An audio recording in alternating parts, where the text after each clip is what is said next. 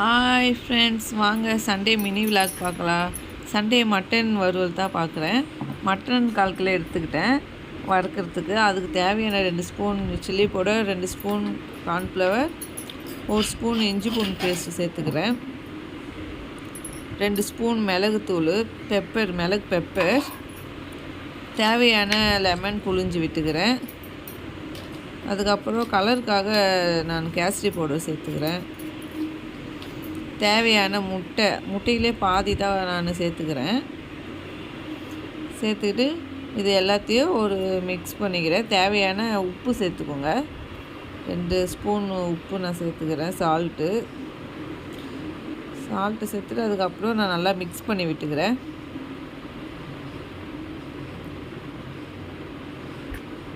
Mix பண்ணி ஒரு 1/2 an hour ஊறட்டும். அதுக்கப்புறம் கடாய் வச்சுட்டு தேவையான எண்ணெயை ஊற்றிக்கிறேன். எண்ணெய் ஊற்றினோடனே எண்ணெய் கொஞ்சம் காயிட்டும். அதுக்கப்புறம் எடுத்து போட்டுக்கலாம். எண்ணெய் காஞ்சிடுச்சு. நான் மட்டன் ஒன்று ஒன்றா எடுத்து போட்டுக்கிறேன்.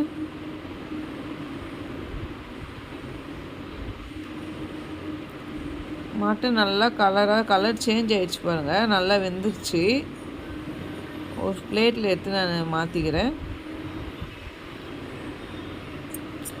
டெக்கரேஷனுக்கோசம் கருவேப்பிலை, ஆனியன் கட் பண்ணி அது மேலே வச்சுக்கிறேன். பாருங்கள், இதுதான் மட்டன் வறுவல் ஸ்நாக்ஸ்.